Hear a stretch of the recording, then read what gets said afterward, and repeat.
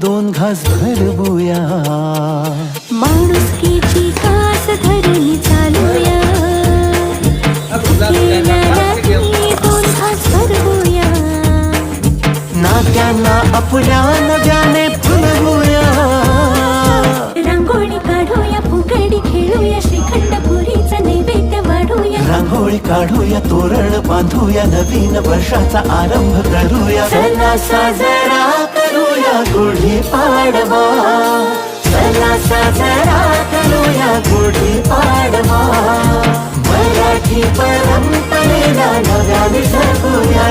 আন্তরিক শুভেচ্ছা ও অভিনন্দন। নারী দিবস উদযাপন মানে নারী শক্তির উদযাপন।